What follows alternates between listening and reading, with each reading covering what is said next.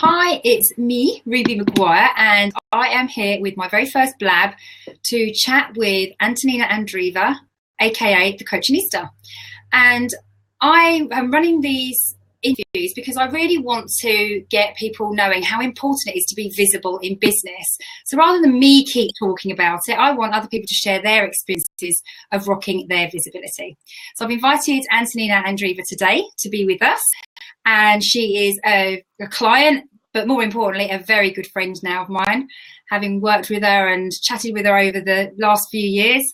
And she has very kindly joined us today to share all about rocking her visibility. So welcome to all of you who've come on the call today. Thank you. Thank you. Thank you for having me, Ruby. It's such a pleasure to be sharing this opportunity with you because, of course, you've been one of the instrumental, key people who got me visible in the first place. And so here I am, Blab, with you. Oh, brilliant. Well, you're doing great things with your Blab interviews. You're definitely inspiring me to take more action on this kind of thing. So well done. Thank you. And you're inspiring me to take action on other things. Now that I'm over the big hurdle of visibility, I'm looking to try and experience more various other avenues. Now Brilliant. It's exciting. Yeah. Good. That's fantastic.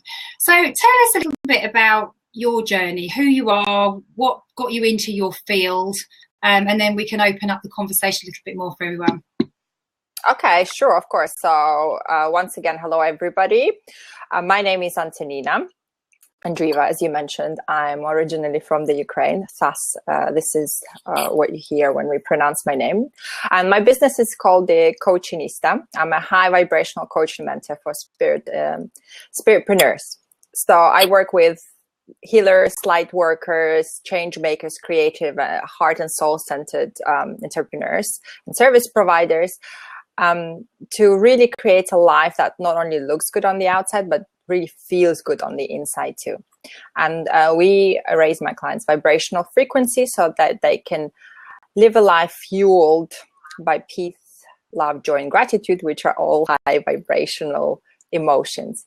And this lifestyle, if you will, attracts more positivity into their lives. So that's kind of like the official spiel, if you will. Yeah. So what got you into this particular field of work? Of course. Well, there's always a reason, isn't it? So my big why is the people who I've just named have probably one quality in common, and that is they most likely to identify as a highly sensitive person or an empath. And what that means is they get stimulated or overstimulated by the environment, and they're most likely to perceive, understand, feel what other person is feeling. And that has been the case. That has very much been the case for me too. And for a long time, I thought that was a big problem in my life, that I'm too sensitive, which is a story that I told myself and which stopped me living my life to the fullest. Mm-hmm. And after a certain time and self-exploration, I realized that my sensitivity is actually my biggest superpower.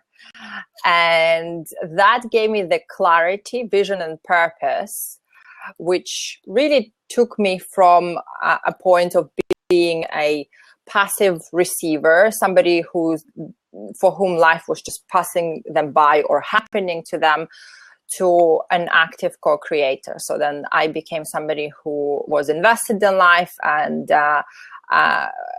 who was, I would say, in control of what was happening to her by taking ownership of that. So that's been a big turning point for me. Of course, it didn't happen overnight, just like that. It took a lot of work, mindset work, different healing modalities and so forth.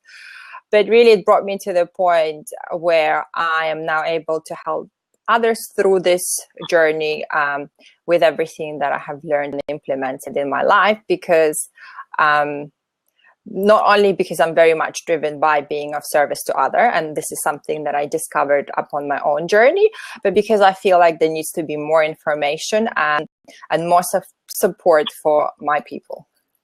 It's interesting, isn't it? Because often our journey, the challenges and things that we face in life and in business are the things that actually we end up helping other people with further down the line. Absolutely. And like your biggest fear or your biggest, I like to say to my clients that your genius are most likely to be your biggest blind spot as well. And your biggest fear will be your biggest transformation. So once you kind of prepare and take that on and get over the heels, or whatever they say, feel the fear and do it anyway, then this is where the juicy stuff is located. And this is where you really kind of get into the big why, as in, why am I here? What have I been brought here to do? Like, why am I even on this earth? You know? Yeah, fantastic. And it stops being a job and becomes like soul-driven purpose. And that's what I was missing for, and that's what I always looked for. Yeah, brilliant. So you've mentioned mindset is really important. Obviously, that's something I absolutely 100% agree with you on. And in terms of, you need to be working on that as much as the other elements of your business. Why do you think it's so important working on your mindset when running your own business? Of course. Well, I know we both agree on that mindset is pretty much everything. And I truly believe if your mindset is not in growth mode, which means if you're not actively developing it, as you do a muscle, working it, nourishing it, resting it, and so forth, then I honestly doubt that you will have a business. It is that important. And what I mean by that is you will simply give in to the voice of ego, to the voice of doubt, to your limiting beliefs, and so forth. So for me, mindset removes the inner barriers that really stop you achieving your full potential in life. So really, that is the foundation of business. And as you know, and as everyone who has done your program know, that the people you see online who are spinning and confused and are lacking clarity, most likely they need to go back to the basis and take care of their mindset first before moving on to the next stage and seeing what it is that can really support them in business. So yeah, really, it is the foundation of everything, in short. No, absolutely. And so you've been doing a lot around visibility over the last couple of years. You know, I've worked with you and I've seen you progress over the years as well. What do you think has been the biggest challenge for you personally when thinking about boosting your own visibility? Yeah, I mean, visibility has been one of my biggest challenges. I wouldn't even count my first year's business because I was just a lurker on Facebook. So I do understand that it was a learning process, but in terms of being a business or being a service provider, let's face it, I wasn't even visible. Nobody knew who I am besides me, you, and my parents, maybe. But it's true. It's important to say, isn't it? We do waste really a good year at the beginning of our life. I do. Yeah, we need that. We all need that. We all need part of the course of being a business owner. Absolutely. No. There's no regrets. But I felt it's important to state that because of the different, like how much of a difference visibility will bring about for your business. So the biggest challenge for me was actually showing up. And I think behind that was me kind of declaring that I'm a coach, that I'm a spiritual coach, that I live with a spiritual ethos, that I'm intuitive. That was a huge block for me because of perhaps some expectations of what will those others think, you know, who are these invisible others? Yeah, who are they and what will they think? And so at that point, it probably felt safer to stay small, to play small, and be invisible. So though they will not think anything because they will not see me. So yeah, we definitely did a lot of work around that, and that's part of why I was always attracted in working with you. I kind of know your backstory, and I know that you actively again worked on creating visibility for yourself, for overcoming your own inner kind of, I don't want to call them limitations, but your own inner barriers around that. And I like the kind of the creativity and the fun you play to that. So for me, first it was showing up and then finding the right platform. So I think the other thing I was stuck on for a while was I have to blog, I have to be a blogger. And that sounded very imposing and serious, and had me stuck for a while. But then once I discovered that I'm much better in a format like that, a live format, and I started playing around with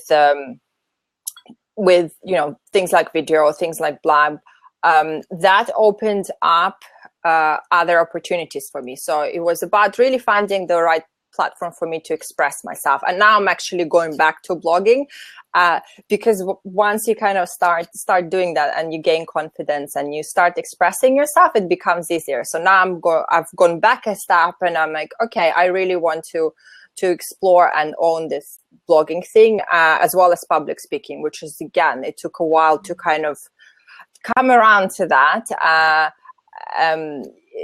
If I remember from our work together, one was anything to do with public, because I would get overwhelmed, and things like networking events would put me off. And here I am, I'm running my own networking event in central London, no less, and going to a presenting and public speaking course later on in the year, and I already have a gig booked. So like there is no backing out. It's not like that's great. So it's not like figure it out like how. Yeah. So yes, I'm at that point where I've sort of had this thought. Somebody contacted me. I said yes. They gave me a date, and I'm like, okay. So by the time that opportunity comes around, I basically have to know how to present and stand up. And now I look at it as a challenge. Whereas before, I don't know, I would to probably leave the country. I'd come out with some elaborate plan for it not to happen. Yeah. So it's hard to choose, isn't it? Because there's so many. I don't know if you're getting an echo. I've got an echo in my end. But there's so many different ways in which you can build your visibility. And one person's telling you to do this, and someone else telling you to do that. And they've been really super successful with blogging, or they've been super successful with periscopes, or they've been super successful just face-to-face networking, whatever. It's very difficult to find your thing. How do you think you actually did find your thing? How did I find my thing? That's a good question. I think experimenting, and I think I stopped having a particular. I stopped concentrating on the platform and started concentrating on the outcome. And so that kind of flipped the switch for me and says, okay, so why do you have to be writing? Aren't there other avenues for you to express your message?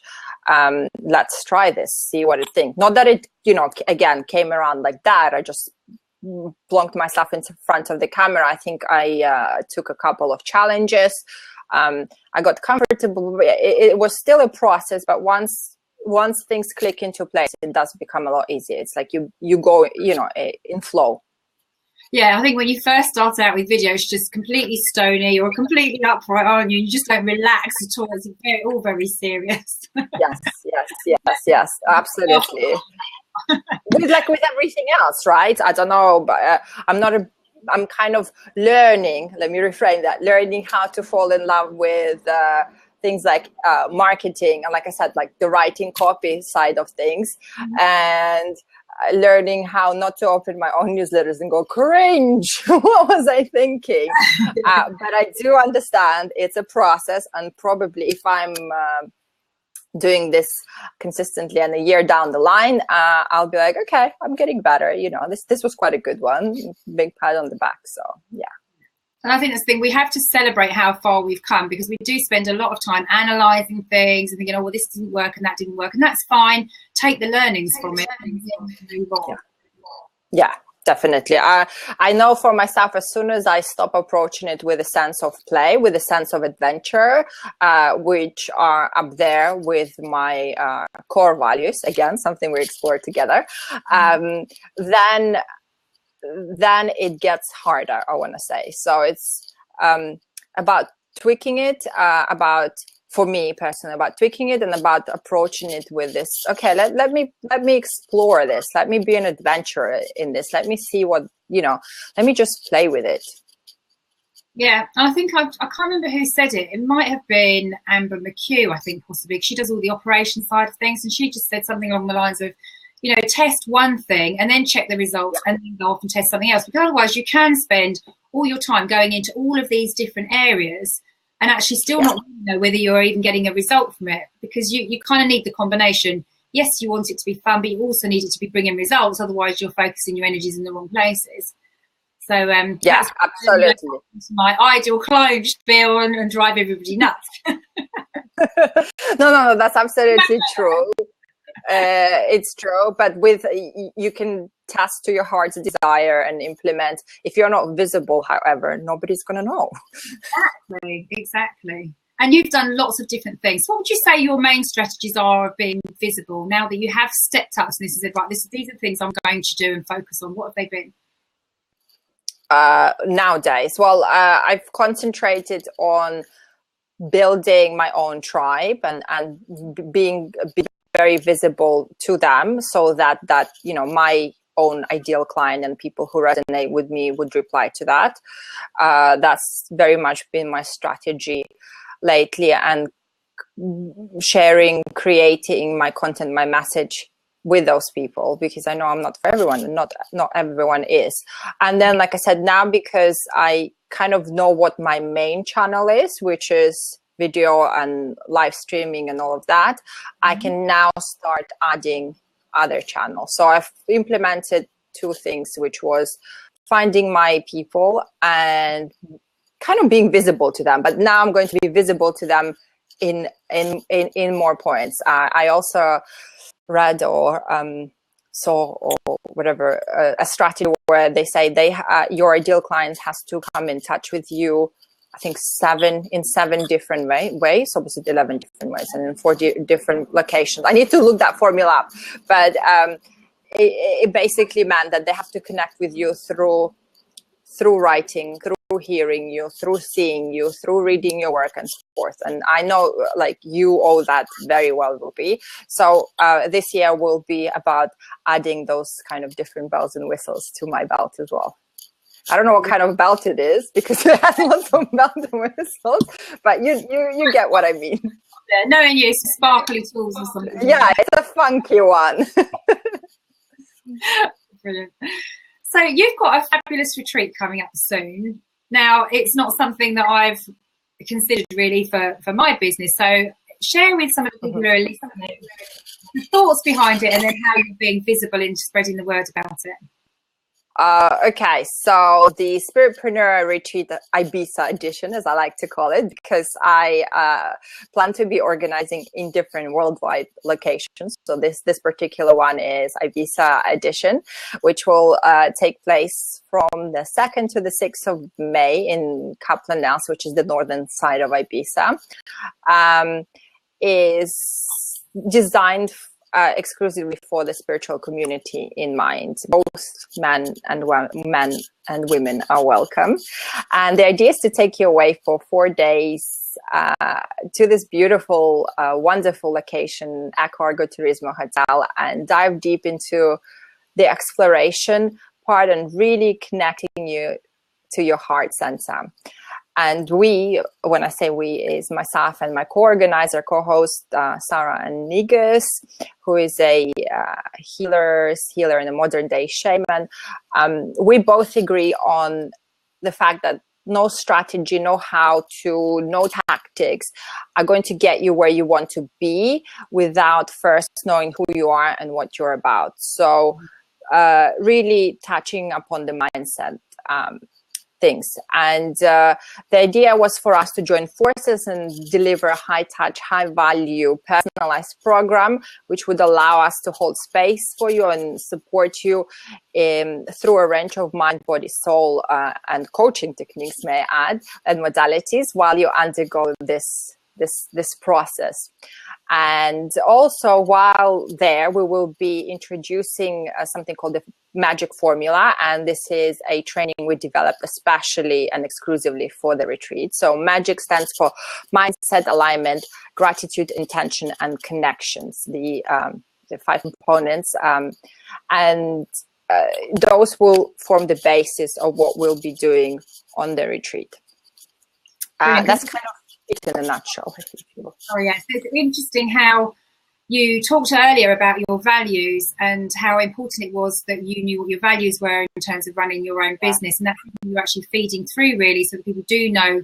You know, you said yourself about it's not about the how-to strategy and that kind of thing. It's about really getting to know you, and that's so important as business owners. And we have to constantly develop and learn ourselves and how we interact with people and how we do business as well as part of that. Yeah, absolutely. Because let's face it, our ideal clients are us before we kind of underwent this transformation. I truly, truly believe that. So the better we know ourselves, the better we know who we are, the better we are able to offer services and so forth for our ideal clients. So it's a win-win situation, really, for both parties. So in terms of actually boosting visibility then around your retreat, what have your strategies been that made? Oh yes, of course. My apologies, I didn't answer that part of the question. So bad coaching, Tim. So for specifically for the retreat, I've been trying. Interestingly, I've been trying a kind of a more marketing approach, if you will, and then we actually implemented things like a funnel, created an opt-in. I also told my list about it. I talked about it in mine and various other groups. I created events. So I'm learning from you. I created events. I've updated my headers.